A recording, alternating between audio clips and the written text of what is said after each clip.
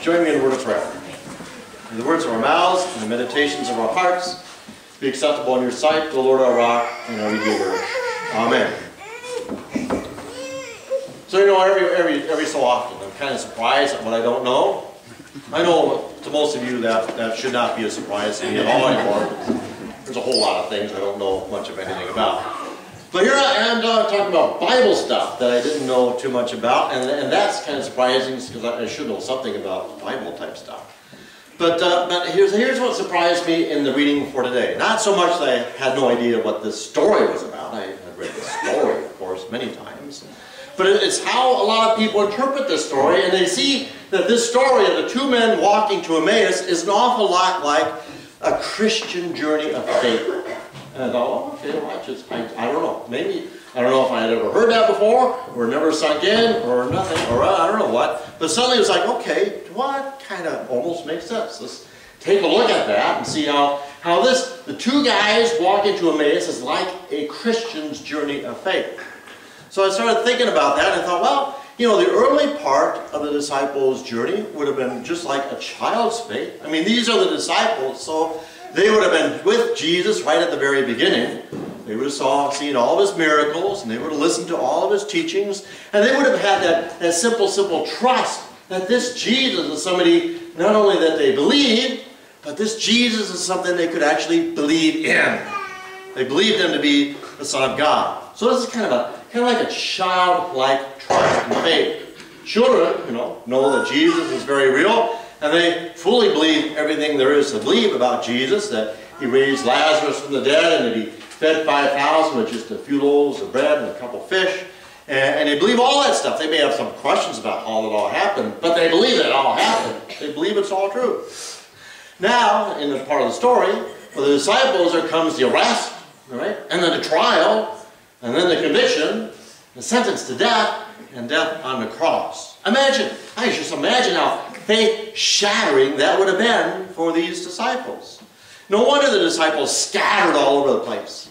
No wonder they held out in an upper room with the doors shut and windows shut and everything bolted down. No wonder these two started walking to Emmaus. They had no idea what was happening. Their life as they had known it had now come to an end. What were they to believe now? Okay?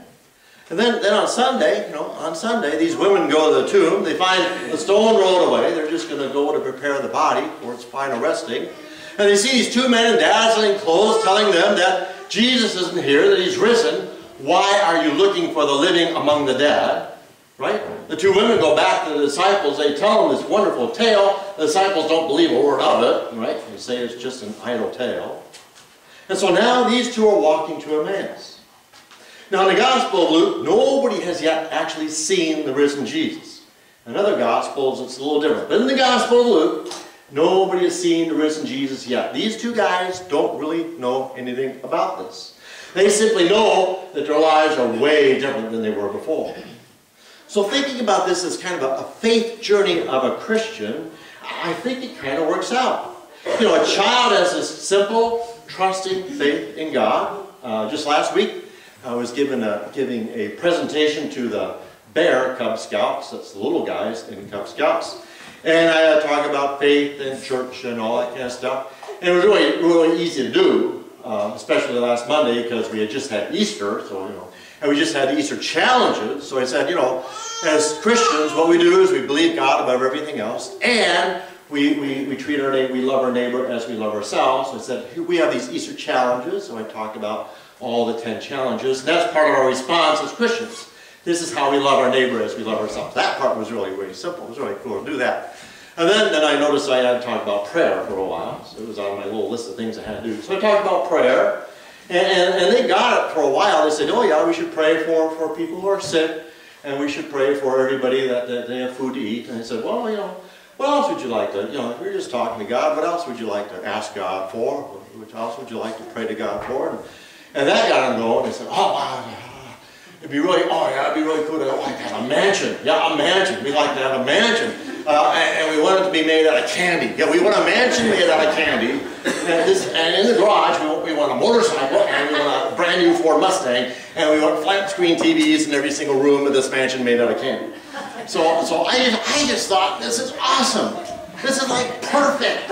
And they're actually talking to God about stuff they really, really would like to have. I mean, that's just believing that God is real, and you can talk to God about anything at all. I just, hallelujah. I had a kind of burst of bubble. You're probably not going to get the mansion made out of candy, and wait till next year for the Ford Mustang, because it's going to be a brand new one in 2014, and they got all excited about that. So, but the cool thing is that they actually thought, oh yeah, we can actually talk to God about stuff. And it's like, yeah. You can talk about God with all your joys and all your wishes and all your hopes and all your dreams. You can just, that's what God wants in prayer. Just that simple conversation about everything that is involved in your life. So we have this really neat, open, trusting faith in God, like the disciples had when they were simply following Jesus throughout his life. And then all of a sudden something tragic happens, or something happens that challenges our faith. We may end up going to college, of all scary things, and finding a bunch of people who don't really believe the same way we believe. And in fact, we may find a whole bunch of people who don't believe anything that we believe. And we may start wondering, well, why do I really believe all this stuff? And we may start doubting everything we believe. And we may be thinking, well, what I believed as a kid just doesn't make any sense anymore. I think I'll just set that aside and go on with my college friends and what they're doing. Or something really tragic may well happen in our lives. Somebody really close to us dies, or something else, a tragedy happens, and we wonder, well, where is God in this? How come God didn't stop this from happening? I thought God was all powerful and God could do anything and everything. How come God didn't stop this horrible thing from happening? So where is God anyway? Then we start asking all sorts of questions. Why is there war? Why is there hatred? Why is there anger in the world? Why is there famine? Why are there people not being fed? Why isn't God doing something about that? And everybody, all of us, get hit with that kind of doubt sometime in our lives, probably a lot of times in our lives. The why question comes, and there's no really good satisfactory answer to it. In fact, some of the answers to that may not be satisfactory at all and may cause a lot more harm than good. So this is a really weird reference I'm going to give you. I was watching Red Green yesterday. And one guy was asking the three experts on childcare, which they're not. What do you do if the pet dies? What do you tell your child when a pet dies? And they were stumbling around what they would say. And one guy said, well, what I tell my daughters is that, well, God came to the house and said, I need your dog. And then God got the dog into heaven. And they asked, well, Red Green said, well, how did that go with your child? And said, well, child thinks that's just fine. Hates God now, but thinks that's just fine. Yeah. Some of our explanations for why cause a lot more harm than good. So for some of us, we may be in that state right now. Why is this not making sense? Where is God? But for all of us, we've been there. We've been in that position. So we're like the disciples walking to Emmaus with a lot of doubts, a lot of questions, wondering, how come this happened? How come Jesus died on the cross? They don't know it's Jesus. And then this guy comes to them and walks beside them, and they don't know it's Jesus. They have no idea. How could they possibly know? The last thing they knew is that he had died on the cross. The last thing they heard was these women telling some idle tale about him being alive again. But why would anybody believe that? All they know is their doubts and their frustrations. And now this guy is walking alongside them. But the neat thing about this guy who's walking alongside them is he's really interested in their stories. He's really interested in their struggle of faith. He wants to know why they are so upset, and he's willing to walk alongside of them. One of the great things about this person who's walking alongside them is that he's not making any fun of them. He's not belittling them. He's just listening to them and then trying to guide them along perhaps a different path. And there's a whole sermon right there, I think. And this is probably the one I've done in years gone by. That's Jesus walks beside us along our path of life. And whenever we encounter, God is right there. I'm sure I've talked about that, 200 some odd times. So we're a lot like that in our faith journeys. We don't know where to go. We have questions that aren't being answered. There are some friends and family and even strangers in our midst who kind of help us along the way every once in a while. We never see Jesus in them because it's just not that clear to us. We're kind of in this fog state. We've been blinded by the tragedy we faced, or we simply walked away from the faith and it's no longer part of our lives. So we don't see the connections anymore. And we begin to think, well, that faith thing that I had as a child, simply kind of a crutch. Don't really need that. But we do know that there's something missing in our lives. Or nothing is really making that much sense. There seems to be a missing piece in our goals and our mission and our purpose for life. And we don't quite figure out what that is. And sometimes we may have coffee at the coffee shop, and in the midst of all those various conversations at the coffee shop, somebody might say something, and we think, wow, how did that person know to say that precise thing that I really needed to hear this morning? Or we may be going on Facebook and go through all the mishmash that's on Facebook anymore, but something might pop out and we say, oh, that's an interesting thing. Why is that there? I needed to hear that right now. How come that is there right now? This is all part of the faith journey where Jesus interrupts our journey every once in a while, lets us know that I'm with you, I'm walking beside you, I'll guide you on your path, I will listen to your story. Right?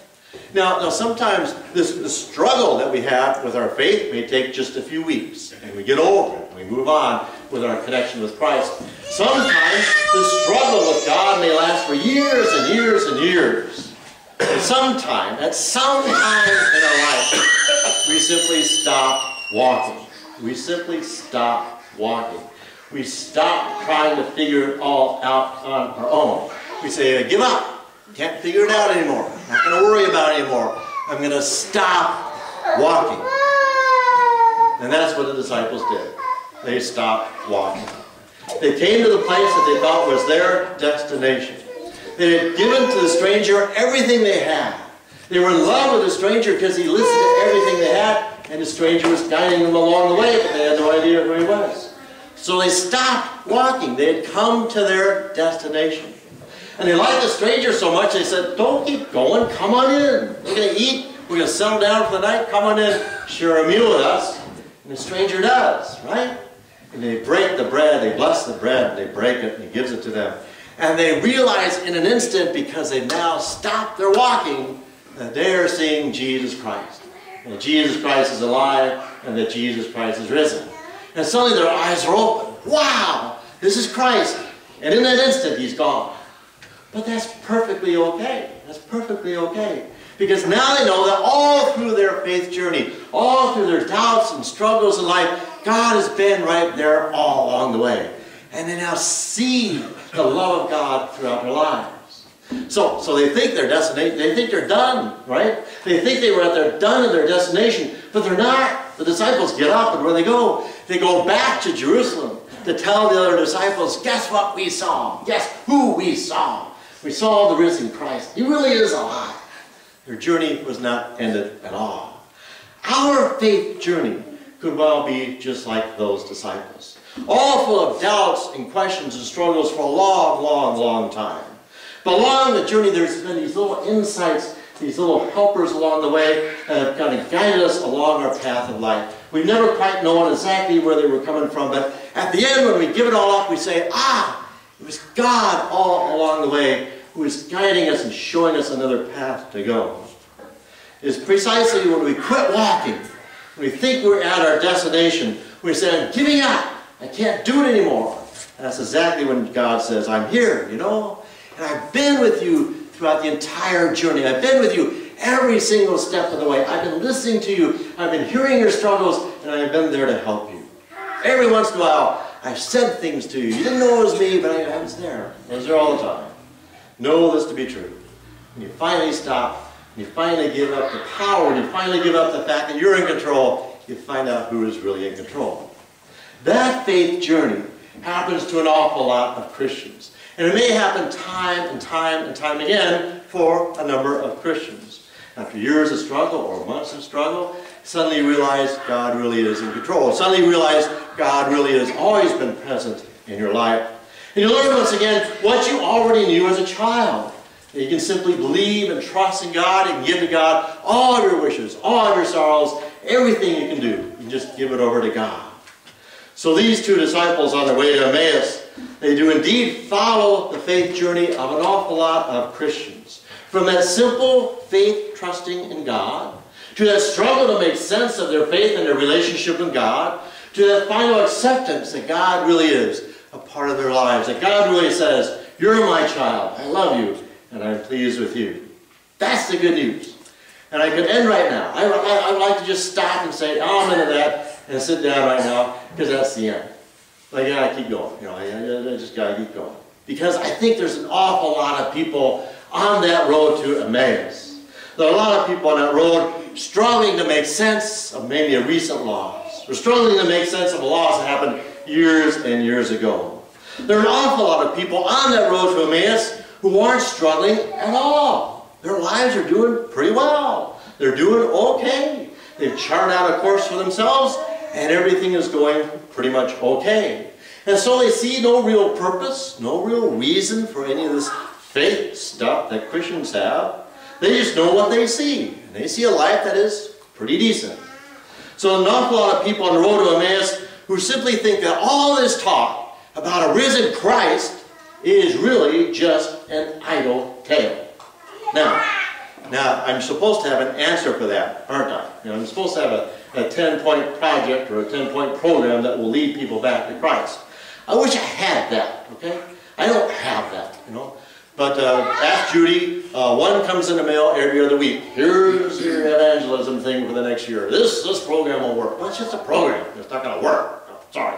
20-some odd years of doing this, it ain't going to work. Okay? I don't know how to do it. I don't know how to flip the switch on people to say, here's what God is all about. The risen Christ is really real. This is real. This is not just some idle tale. I don't know how to do it. I don't know how to tell people that God simply does conquer all. And all you got to do is trust God. I don't know how to do it. All I know is prayer. It's all I know. It's just like those bear cub scouts. God really does want to hear from us everything and anything that we're about.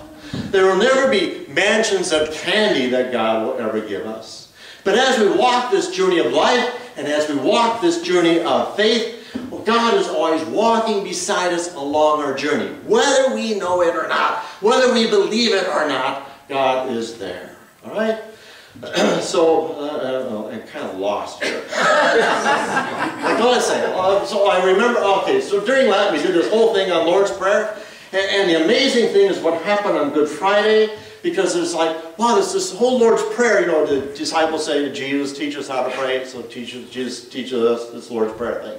Okay, so, but on Good Friday it was like, it's not a prayer, okay? It's not, Jesus isn't teaching the disciples, here's how you, when you want to pray, here's how you pray, so pray this Lord's Prayer, Our Father, do this. No, it's not that. It's not a prayer that you pray once in a while. What Jesus was doing on the cross on Good Friday was merging the two together and saying, no, it's not a prayer that you pray once in a while. It is a prayer for life.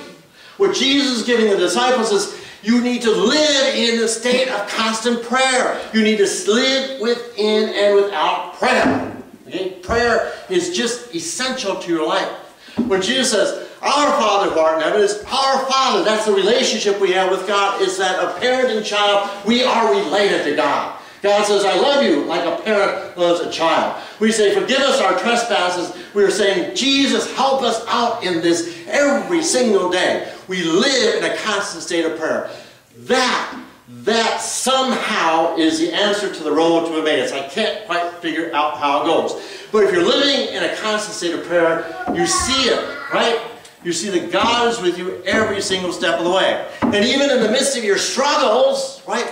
Like I told people a couple weeks ago, you have every right, the people who lost their children, you have every right to be angry with God. You ought to be angry with God. You ought to be shouting out to God that this isn't fair, because it's not fair that you had a stillborn child. There's nothing that's fair about that. You have every right to be angry. But the cool thing is, you get to keep that conversation going, right?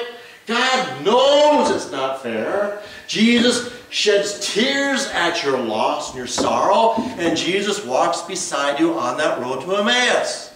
Stick with the prayer, all right? Make that prayer your life. I really don't have anything else.